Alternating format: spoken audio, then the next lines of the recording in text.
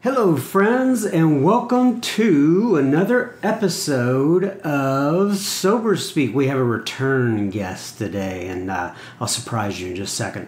At Sober Speak, you will find a podcast of men and women, a man in this particular case, sharing their experience centered around the Alcoholics Anonymous 12 Steps of Recovery. My name is John M. I am an alcoholic, and I'll be the host of this episode. Consider Sober Speak, if you will, your meeting between meetings. I'm not really out to replace meetings, but we can supplement meetings for those times where you cannot get there. So I'm going to ask my friend here, Mr. Doug S., to go ahead and read something that he's brought along that's special to him. Thank you, John, and I appreciate you having me back. It's a pleasure. What I'm going to read is Mother Teresa wrote a poem, and it's called Anyway. And it reads, "People are often unreasonable, illogical, and self-centered. Forgive them anyway. If you are kind, people may accuse you of selfish, ulterior motives. Be kind anyway. If you are successful, you will win some false friends and some true enemies. Succeed anyway. If you are honest and frank, people may cheat you. Be honest and frank anyway. What you spend years building, someone could destroy overnight. Build anyway. If you find serenity and happiness, they may be jealous. Be happy anyway. The good you do today, people will often forget tomorrow. Do good anyway. Give the world the best you have, and it may never be enough. Give the world the best you have anyway. You see, in the final analysis, it's between you and your God. It was never between you and them anyway." Mother Teresa. Very nice. Thank you, Doug. I appreciate you reading that. Okay, so we welcome all of your comments here at Sober Speak. There are a couple different ways you can get in touch with us. You can go to the soberspeak.com website and click on the Contact Us tab, or you can email us directly at feedback, FEEDBACK, at soberspeak.com. We not only welcome your feedback, but highly encourage it. Keep in mind, Sober Speak is a self-supporting organization through our own contributions. We are not allied with any sect, denomination, politics, organization, or institution. We do not wish to engage in any controversy, neither endorse nor oppose any causes. Please remember, we do not speak for any 12-step community. We represent only ourselves. We are here to share our experience, strength, and hope with those who wish to come along for the ride. Take what you want, leave the rest at the curb. Thank you very much, Doug. All right, so Doug is back because, I guess a couple different reasons. Number one, we had a conversation last time. It was absolutely excellent. I ran out of time very quickly. I was unaware that we were running out of time. In fact, you can go back and listen to the episode that Doug recorded previously, or we recorded, and that was episode number 21. It is called Doug S. Porno Past Exposed. And we'll leave a little cliffhanger for them just in case they haven't listened to that whole thing. But it is it's kind of one of those, you know how you see the billboards as you're driving down the highway and they say, we laughed, we ate dinner. Wait a sec. No, how's that go? We laughed, we cried, and then we ate dinner. To me, it was one of those. We laughed, we cried. It had a lot of emotion in there, and then it was just a fantastic episode. So Doug is back today. And first of all, Doug, I want to ask you about the reading that you just selected. Tell me a little bit about that, why it's important to you, what sort of meaning it has for you in your life. One of the things that has helped me throughout my sobriety is being involved in the AA-approved literature. However, I also am inspired by people that have changed the lives of others for no recognition. Mm-hmm. And it's easy to do something on a grand scale and get a lot of accolades for it. I don't believe Mother Teresa ever set out to have a publicist or see what her ratings were. And, right. you know, the sad thing is she died right around the same time Princess Diana died.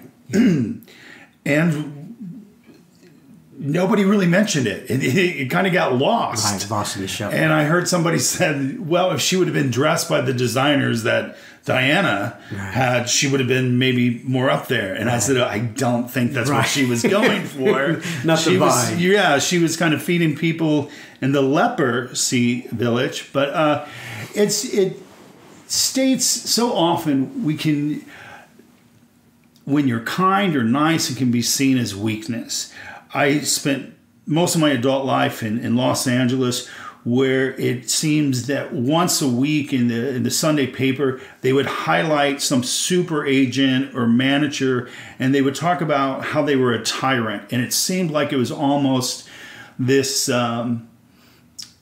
quality. You know, they would talk about how many people they went through and destroyed, and how many assistants they would eat up in other words, just to make it to the top. Yes. Right. And what she's talking about is, you know, succeed, but people are going to be upset because of your success, but do it anyway. Mm-hmm. And you may build something and it means a lot to you, and somebody might destroy it. Go ahead and build it. Mm-hmm.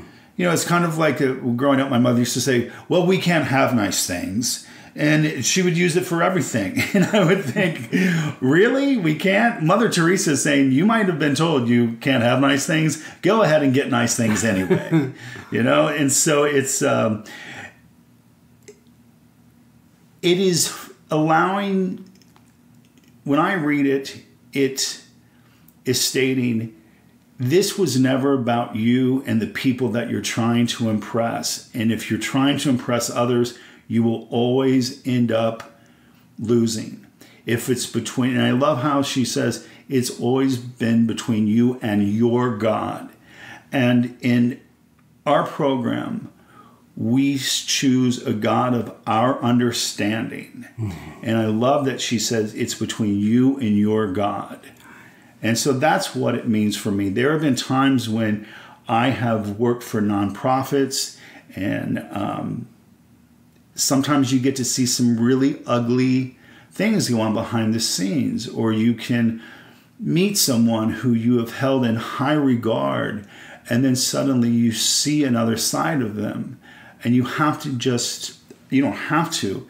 It's encouraging when I read someone who has seen so much pain in her life and has touched so many people selflessly to share with others this beautiful poem. And she says, do it anyway, no matter what the outcome is. Mm-hmm. You don't need an award. It's not about that. Right. Ultimately, I guess we all have to listen to that inside voice inside and follow that. And sometimes you're going against the grain, so to speak. Correct. But if you follow that in the end, that is what's important. We have another saying, right, or another. I think it's Shakespeare actually, but be true to thine own self. Exactly. And that's very important to remember. So, okay, last time when you were here, we got into a couple of funny stories. It ate up a lot of the time, but there was some serious subjects in there as well. And I know you're obviously a very funny guy, right? But I know, and I've been told at times before that I can be a funny guy as well. But I know behind that funniness, many times, most comedians that you meet, right, there's some sort of pain behind that, and part of the way that they deal with that pain, so to speak, in a cathartic way, is by using comedy, right? So I want to go back a little bit. We didn't talk about this very much, but because you're, to me, you're a complicated guy, and I mean that in a very positive way. I mean, you have a lot of different layers to you. So when I think about, or can you talk about your relationship with your mom and your dad a little bit? And by the way, I know this is sober speak, right? I'm not getting into psychoanalysis here. It's just very interesting to me. It's obviously a part of who you are, and I'd like to understand that a little bit more. And I think the listeners could benefit from that as well, because I just think that there's going to be some people out there who are able to relate to this, and it can help them in their sobriety. So you tell me what you want to tell me about your mom and dad, and I'll maybe ask some questions here and there. Thank you, and I appreciate the interest. And one other question: Are you an only child? Did you have brothers and sisters? I'm the youngest. You're the youngest. Of how many? I have one blood sister and a half brother and a half sister that are much older than I am. We have a common mother. Okay, gotcha. And when I first got sober out in Los Angeles, I quickly started speaking. And by the way, just let's go ahead and we identified this on the last episode, but your sobriety date is? My sobriety date is March 14th, 2013. Okay.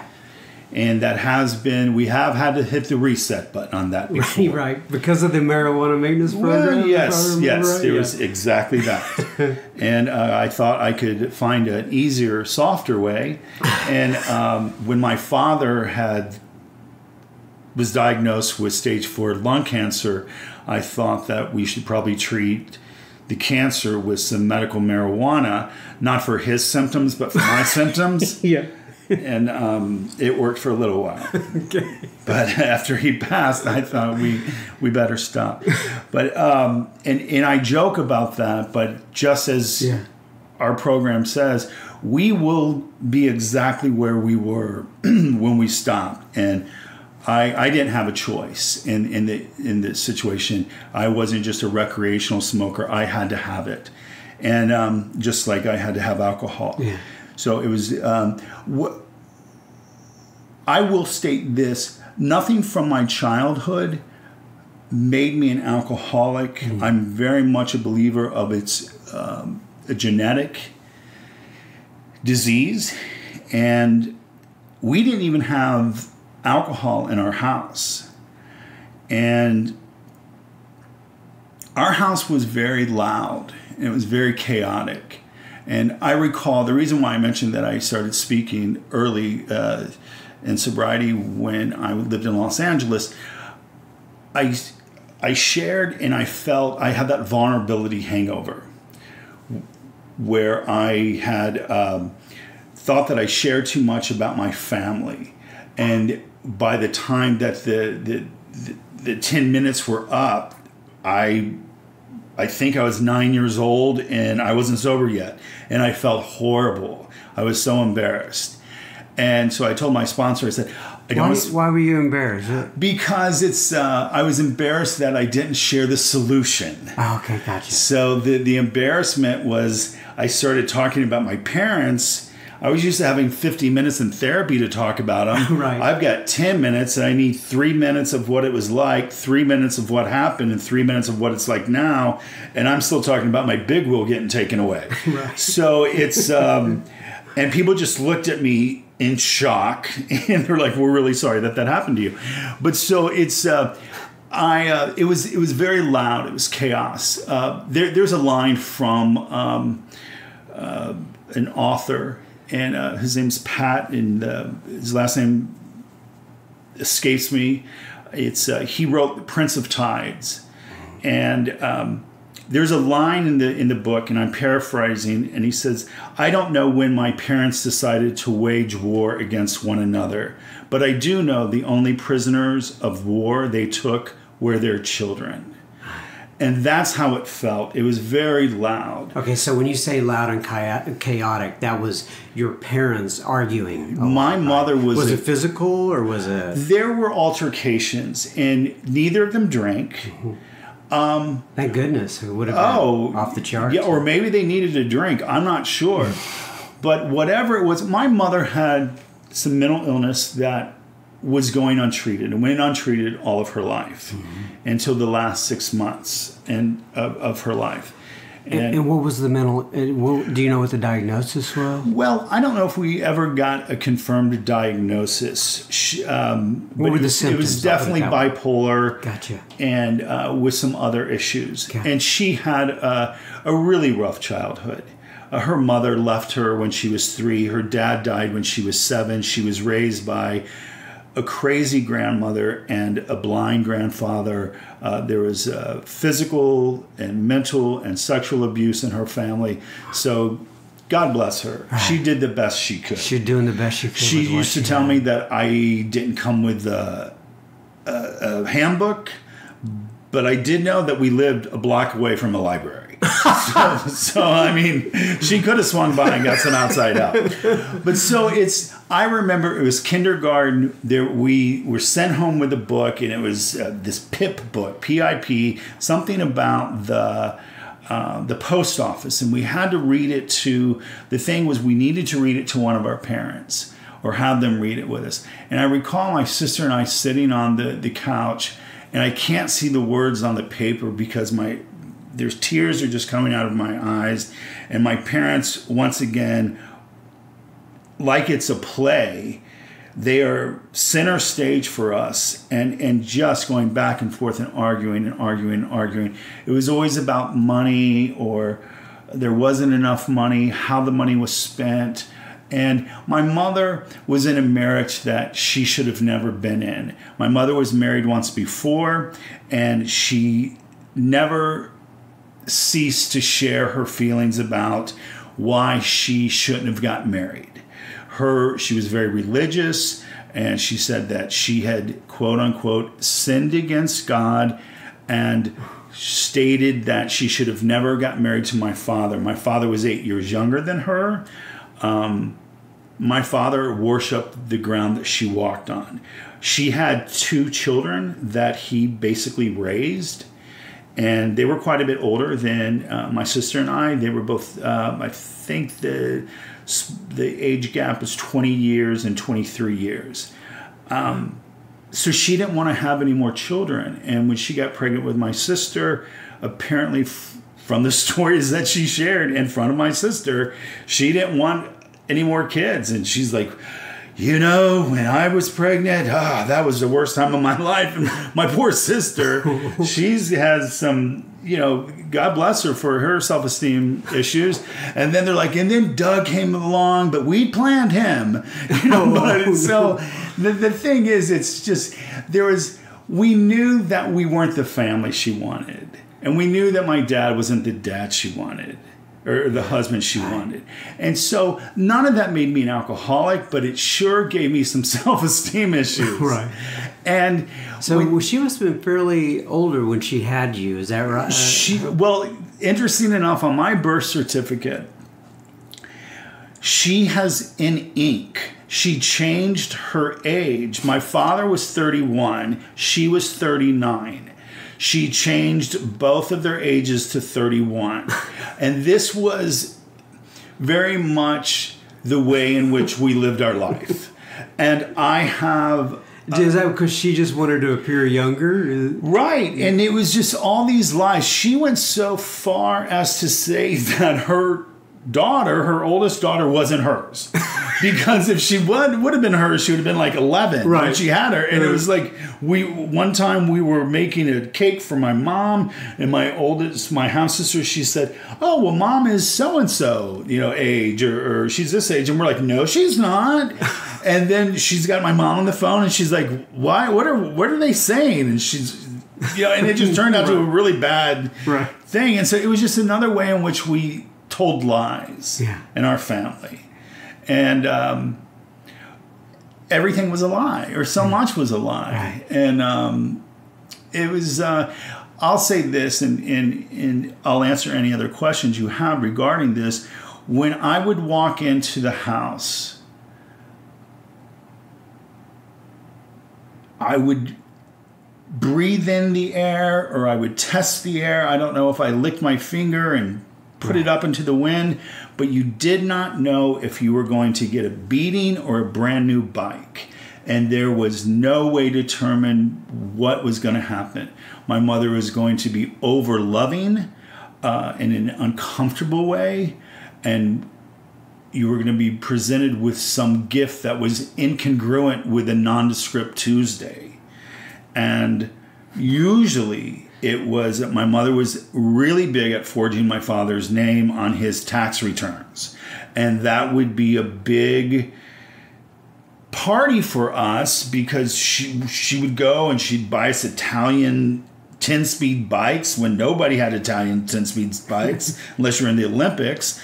And then we're driving around the neighborhood and we see my dad. Hey, Dad. And he's like, where did you guys get the bikes? My mom bought them for us. And he owed money to someone else. So there was constantly that issue of money. There was constantly fear that things were going to fall apart. And eventually my dad took a job where he was on the road 3 weeks out of 4.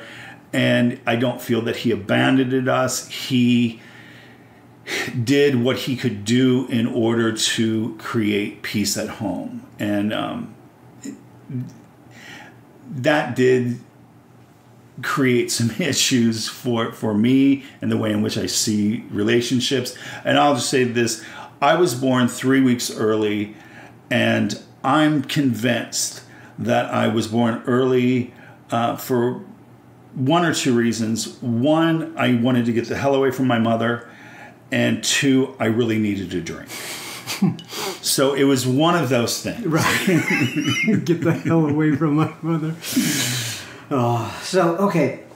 Well, so here's what I know from your last recording, right?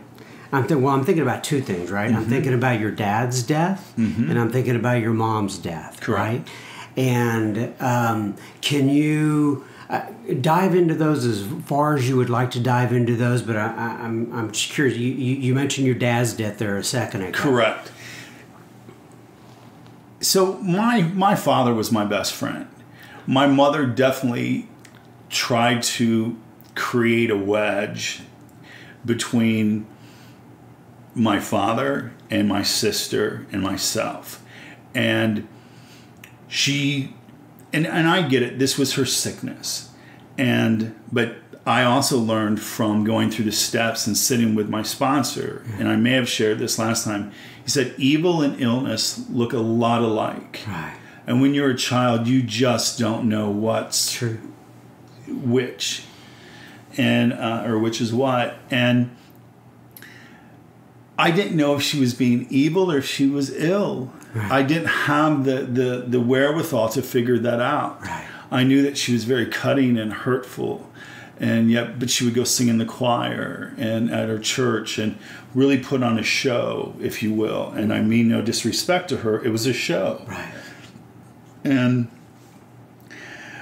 my father died February 9th, 2013. This is before your mom? This is after my mom died. After your mom, I'm sorry. So my dad and I became close when I went away to college. And the thing is...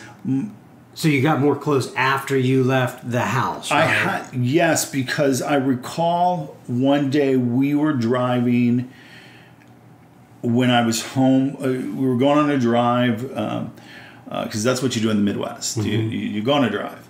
And... we were talking, and I said, I'm not going to come home anymore during college breaks, and or even for the weekend. And I said, whenever I'm around, Mom treats me like I'm the king. She literally would push the head of the main chair where the father would sit. Mm-hmm. If we were playing by rules that are social norms, pretty much, and she'd be like, Doug, you sit here. And my dad would acquiesce and go sit over to the other table or one seat down, and that was never lost on me. And whatever would happen is my father was a failure, and she would. My dad, came from nothing and rose to be a vice president of a very large corporation, and people adored him and loved him. And so he's got charisma. And my dad is a guy who, he's not flashy. When people meet my father and they would meet my father, they would always say, "Not what I expected," and that's never a compliment to me. It's a compliment to my father, because they're looking for like some guy that's like, "Hey, let's do shots," and he's just calm. He is the calm to my storm. I'm like, blah, blah, blah, blah, blah, blah. And he's just. There's something so good inside of him. Here's what I remember at one of their numerous separations. My dad said, and I was 9 years old, and a lot went on when I was 9. And I think for anybody. And my dad said, "You know, kids, I'm never going to say anything bad about your mother. That's your mother. I know your mom doesn't play by the same rules. But I want you to know that your old man is not such a bad guy, but I want you to figure that out someday." And he moved back in, and he was only gone for like maybe a week. And as I stated, that was a job where he traveled all the time. And I remember that so vividly. And as life continued to go on, and my dad told me in that conversation, he said, "Son, your mom just has to have somebody that is on the out at all times." Mm-hmm. And, oddly enough, my parents took custody of my mom's brother's daughter right when I was born. So you have a 5-year-old, you have an infant, you have a 3-year-old, then you have 2 high schoolers, all in this small house. My dad has just signed up for this, lot of baggage. And my mother's brother commits suicide in this same manner in which my mother committed suicide, in the garage with the car running, asphyxiation. And my mother demands that his daughter lives with her. The way in which this is not a trial against my mother. I'm in no way trying to drudge up convictions against her or crimes of her. I don't know what, I do know what I know what the past was, and I've worked through therapy of probably why that she did this, but she beat this girl in a way that you can't imagine. She slept on the floor even though we had an extra bed. She was never allowed to sit at the table even though we had a dining room that no one used. I remember as a kid grabbing something and hitting her in the head, my cousin, because we were writing Mother's Day cards, and I remember this vividly. And I wanted her to write something down exactly the way that I had said it. And she questioned the way that I said it, and she suggested something. And I picked something up and I hit her in the head, and I said, "Just write it." And my sister said, "Doug, that's not right." And I said, "Mom does it." And when I was 5, I think it was the first day of kindergarten. And when I got home that day, police cars were at our house, and she had ran away because she had just turned 18 that day. And we didn't see her again until she was 21 and some money from her father. Service. Yes. And when I was older and I brought that up to my mother, she saw it in a different way. She was able to ignore that happened. And so that's how my childhood looked. Right. And on the outside, it looked like we had money. On the outside, it looked like we were sponsored by Lacoste and Polo. On the outside, it looked like we always had a new car because my father got a new car every year through his company. Things looked very different on the outside. And you talk about comedy. It's tragedy and timing. When I was away from home, I don't know that I thought I need to be funny. It's just kind of who I was. I don't know if I've ever walked into a room and said, turn it on. I know that there is that switch that I can flip. And I think to be able to be in a room where you hear laughter coming back at you as opposed to the beating or the bike, you're going to choose the laughter every time. And that is how it looked as a child. And the sad thing is when my sister and I were older, there was a divide between our relationship to our mother and... What do you mean? Does she see it in a different way? Well, my mother used to quote the Bible all the time, and I'm sure that she severely misquoted it, but it was something about the same stone you push to your neighbor's door will come back to you. Okay. We can have your research team look that up. Yeah. Hey, research team, get on that. There's a lot of them. Hi, Alex. But anyway, call me. And but anyway, she did. She kept on pushing our father away.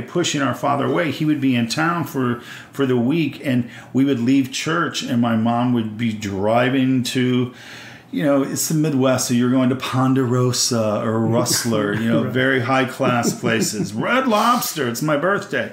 And because we all know they have the best seafood. And so anyway, that's sarcasm. And but so my sister and I would be telling my mom, we'd say, can't we call Dad? Can't we stop at a payphone and invite him? And no, we're either going to go home and there was going to be some punishment for us even wanting this, or we would go on and get the steak. We would pick the steak. Mm-hmm. And so as we got older,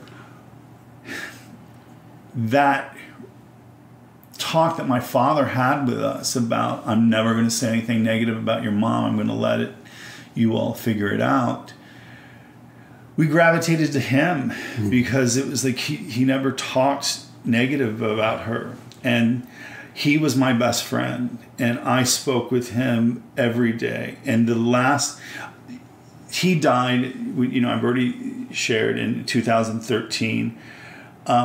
One of the things that I still have... Was he in the Midwest or something? He was in the Midwest. So I knew that. So I was on his HIPAA form. And so I was able to call his doctor and say, look, he's not wanting to come in. And he swears there's going to be a long wait. He was from the generation of, I'm not going to the doctor. And in November, prior to his death in February, he had had a cough that had gone on for months and months. He was a heavy smoker, although he told his doctor something different. And he also, he was having circulation problems with his feet, and it just, everything led to, there was another blockage, and then there was a spot on his lung. I worked in a field in fitness where we had several doctors in our facility, and I spoke with them, and they were just very matter of fact. They're like, yeah, it sounds like he has lung cancer.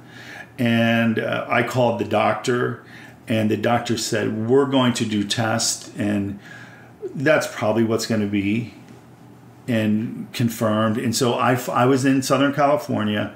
I was living on a boat, and I just resigned from a job. I was in school full-time online at UMass Amherst, which was great because as soon as I found out on December 28th that he had stage 4 cancer, I asked the doctor, I said, I'm in school and this is my senior year. Please just pragmatically tell me what to do. and he said I would be here within 4 weeks. And so I sublet my boat. I was there within 2 weeks. And I am so grateful for those 3 weeks that we had. There was not one word that went unspoken. I was with him when he passed.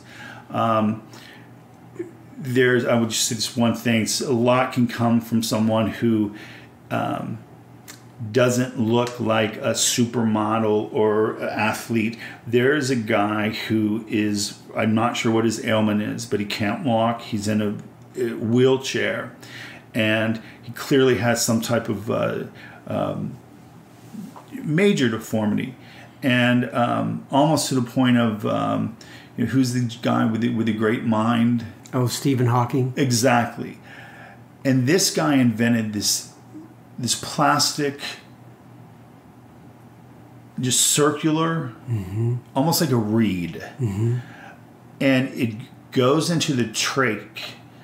And my dad had to have a tracheotomy because the lung cancer went up to his throat and attacked his vocal cords, and he couldn't speak.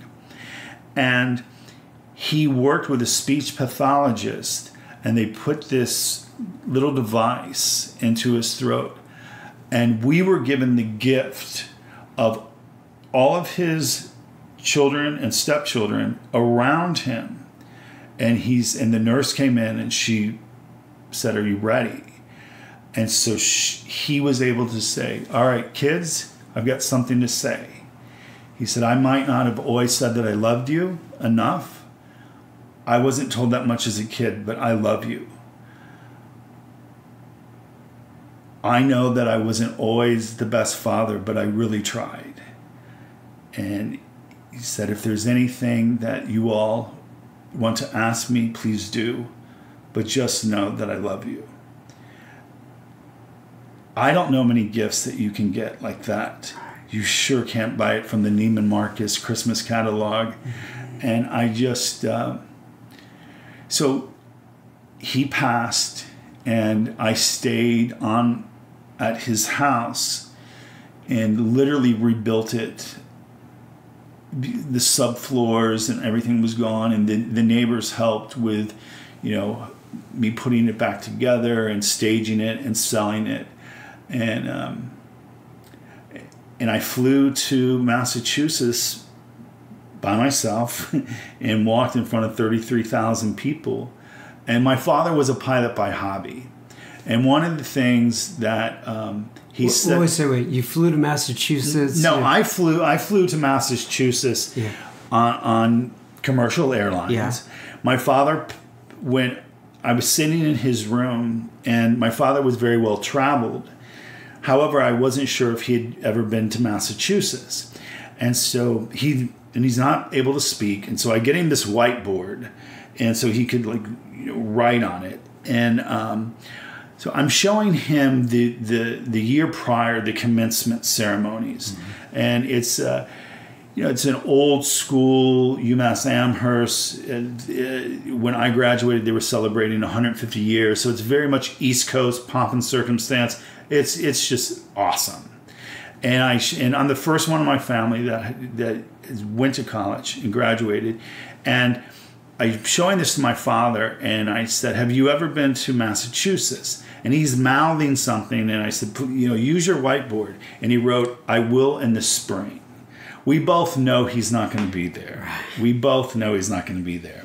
And I have a picture of my father when he was 22 years old, and he's in this old plane, open cockpit, and something happened to it, and he lands into this cornfield, and you can see the corn on the husk on the wings.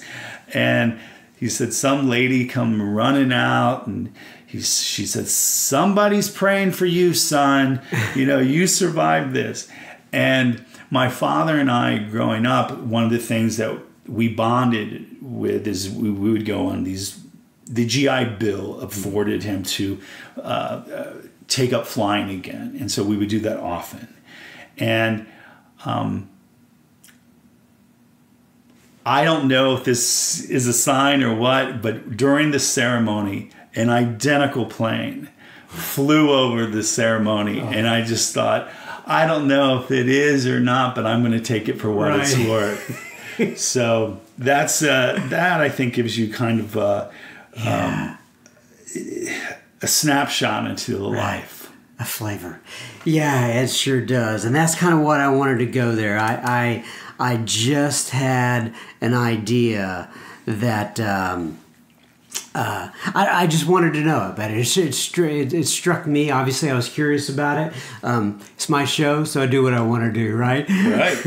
All right, so let's shift gears here a little bit. I know you've been in both Alcoholics Anonymous here in Texas, and you've been in Alcoholics Anonymous in California. Can you talk about some of the?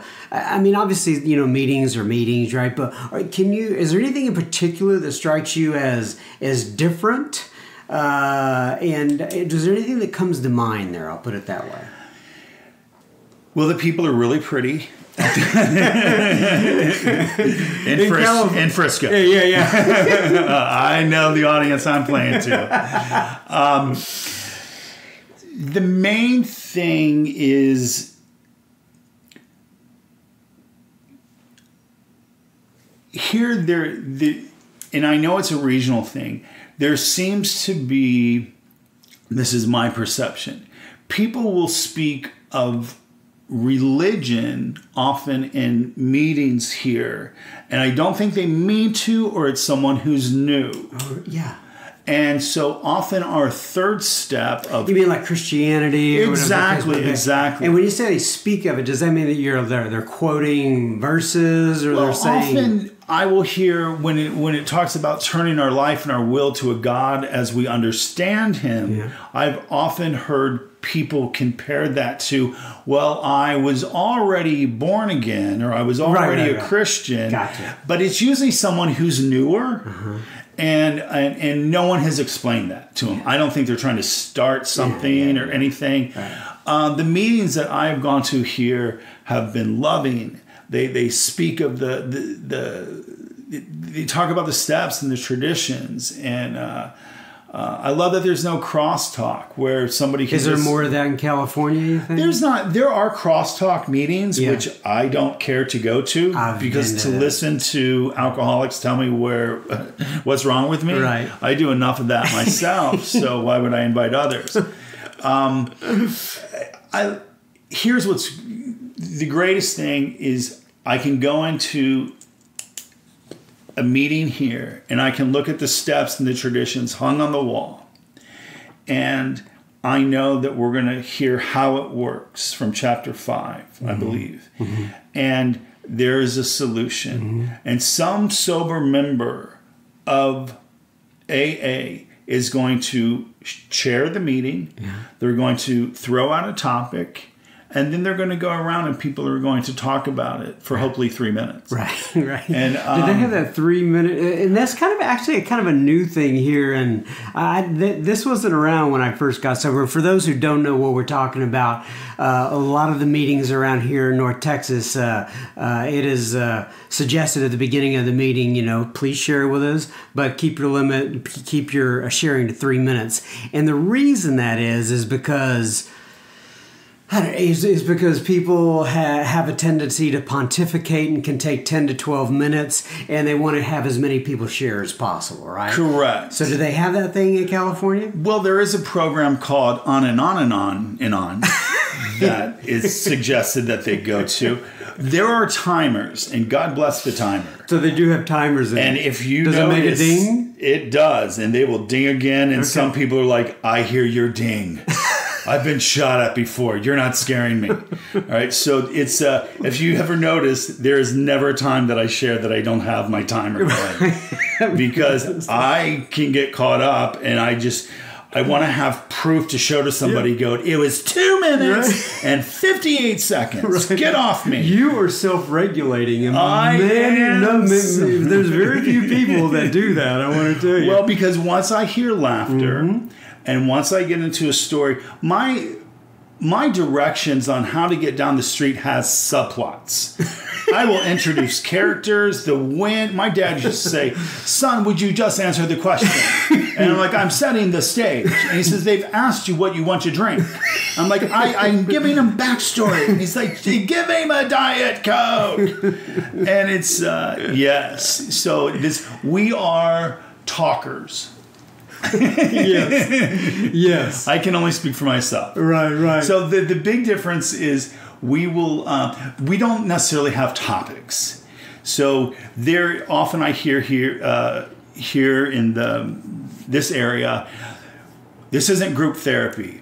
Often in California, and some days I really need it, it's like, what's going on? It's like, well, let me tell you.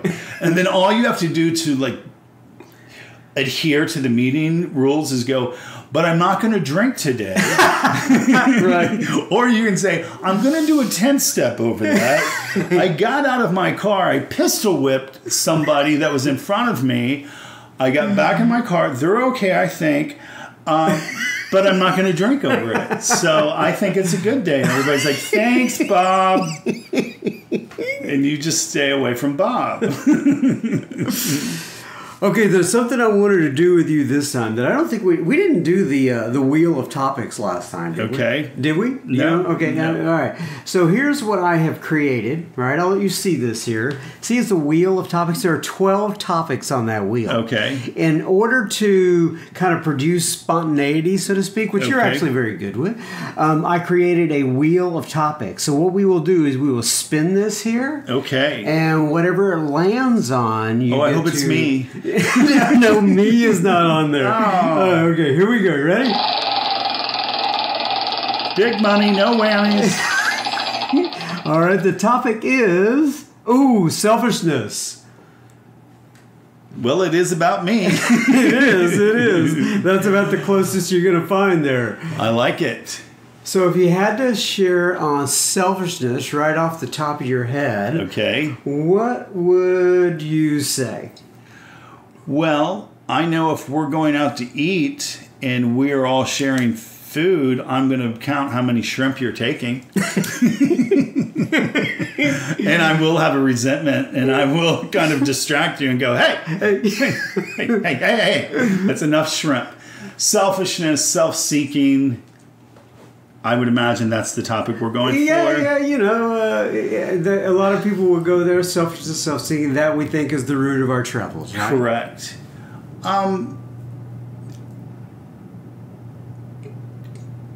I don't think much of myself, but I'm all I think about. Right. The narcissism, it's the height of insecurity culminated with the height of, just this grandiose thoughts. So when you talk about selfishness, that is something that I do want my part of the pie, and I'm going to want a little bit more. Right. And that's a character defect. So let me ask it another way. So when you think about selfishness coming in here, what you've learned about it, how it's played into your sobriety, what it means there, has a lesson since you got to Alcoholics Anonymous, So talk a little bit about how that has played into your sobriety. One of the things that I've been lucky to have a wonderful sponsor here while I've been in Frisco. But 60% of that time I still was under the guidance of my sponsor in Los Angeles. And when I go back to Los Angeles, him willing, I will follow, he will be my sponsor as well. Sorry for fubbling that up. Fubbling is not a word for those playing at home. He shared with me that this is not a me program, it's a we program. Mm-hmm. And he gave the analogy of there's two shots. One is a shot of people that there's a large amount of food in the center of the table. And all of the people are emaciated. They can't reach the food, and they're sullen, and they're hollow-eyed, and all this food, and nobody knows how to to get to the food because they have these sticks on their arms and preventing them to reach the food. This is an example of hell. Mm-hmm. And then there's another shot of people that are fat, healthy, and glowing. And they have sticks on their hands as well. But what they're doing is they figured out that they're feeding each other. Gotcha. And that has always stuck out with me. So as selfish as I am at the core of who I am, that's my default, I realize that AA is not about me. I realize that this podcast is not about me. I realize that when you ask me a question and you set this up well, hopefully it's something that somebody else will benefit from. And like when we started in the beginning, I stated I was embarrassed when I first spoke, and I only spoke about, you know, the bad things with my family. And then I was only 9 years old and I had no solution. And my sponsor said, you don't know that what you're sharing is going to help someone or not. Right. So you don't get to pick those. Right, and what Doug's talking about is before we actually start this podcast, is we say a little prayer, and we just say, hey, you know, help this to go out there. And I don't know who's going to hear this, when they're going to hear this, but, you know, this one has a much different, our podcast that we're doing, right, has a much different tone than your original podcast. Correct. And that's actually kind of what I was going, you know, I wanted to kind of get more into the I don't know if you call it deeper side of Doug, whatever the case may be, but I know that there's something behind you. So I want to bring up one more thing here as well, and that is, and I've mentioned to you this offline, right? Mm-hmm. I've known a lot of people throughout the years, and you know, and the people are always hard on themselves, including myself and including a lot of people I know, but you... in particular, I mentioned this too, and I hope you don't mind me sharing this at public level, have a tendency to be very, very hard on yourself. And I've seen it through words and, you know, what you share with me, not only during the podcast, but in other places. So, So I guess the question is then, and that's why I wanted to kind of go into your background, you know, where did this come from? And it makes sense where you are, right? Right. But I don't think you're as hard on yourself as you used to be. Have you given that much thought on, you know, the harshness, so to speak, that you have with yourself and your self-talk and such? I have, and I appreciate it when someone is able to risk the uncomfortability of maybe, you know, sharing with someone, hey, I see how hard you are on yourself. And you also have gone on to say, and I'm paraphrasing, I wish that you could see the good that others see in you. And on my Instagram page, I think I have where it's stated, I want to someday be able to give the same forgiveness to myself that I offer so freely to others. Right. When I was writing down my resentments, I was the number one offender. Mm-hmm. If I had treated someone the way that I've treated myself throughout my life, first of all, I'd be in jail. Right. Attempted murder, just, you know, and I would just be this evil person. It's like, why would you do that?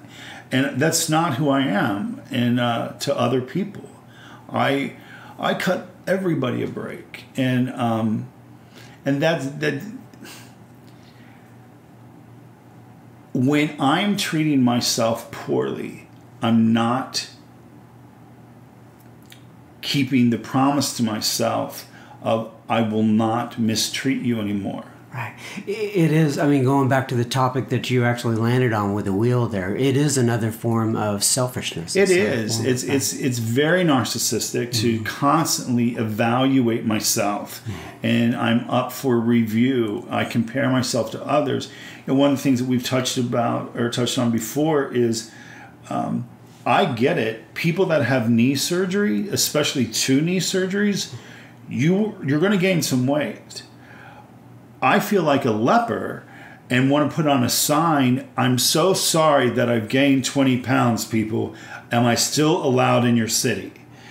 And because I just think I should have known better. And that's so wrong. And so often the dialogue that I have in the mirror is not, good for you, Doug. You're going to physical therapy. Both your knees are fixed now. It's harsh.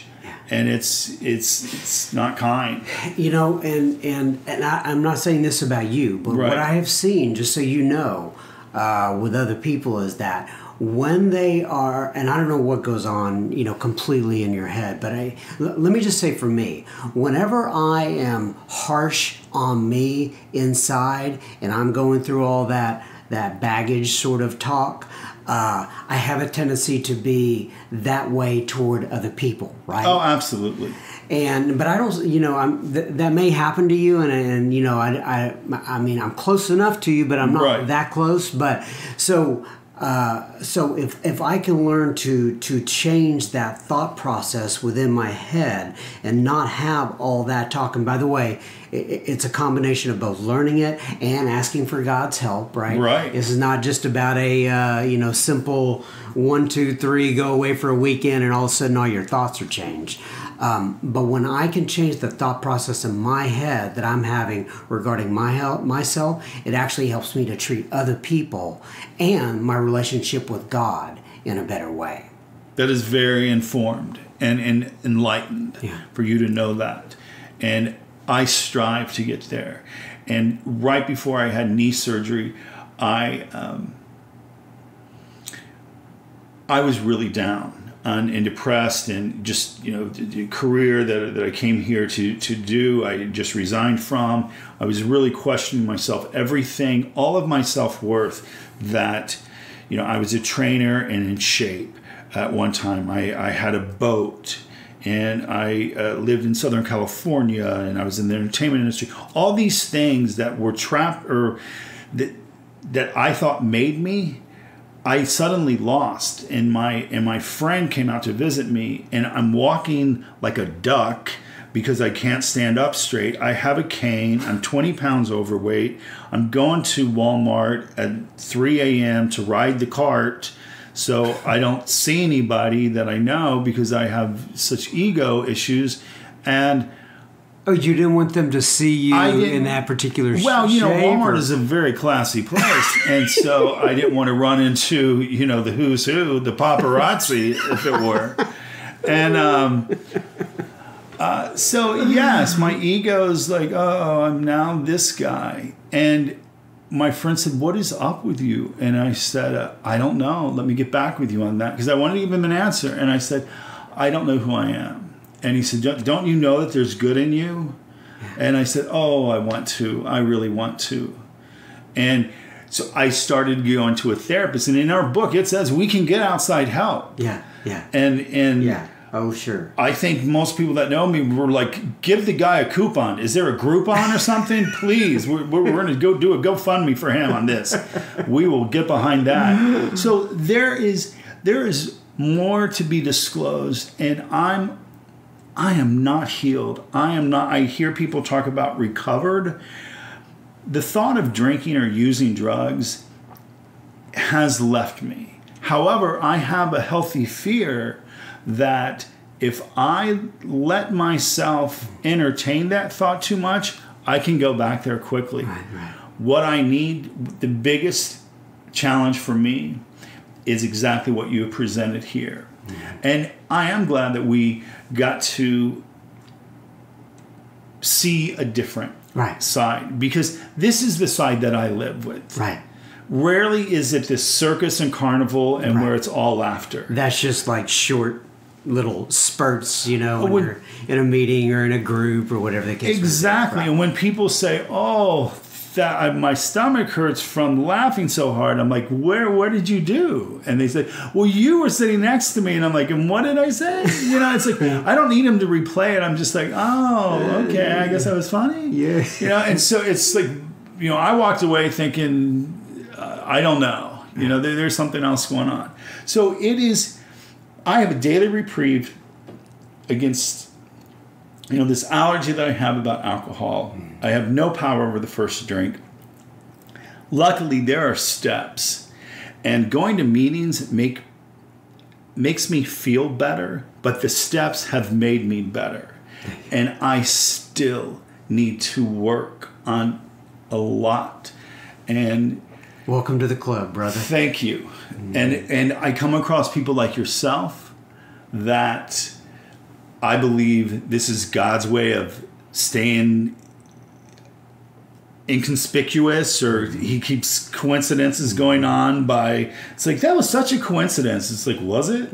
You know, so it's I appreciate the coincidences that happen in my life, to where somebody gives me the form to say, it's okay if you're not funny today. Right. That's right. That's it exactly. Good. Well, that's what I wanted. All right, my friend. We are to the end of the program here. I am going to read from page 164 of the Big Book. Anything you want to add before we sign off? I just thank you for this forum, and I also appreciate the Sober Speak podcast.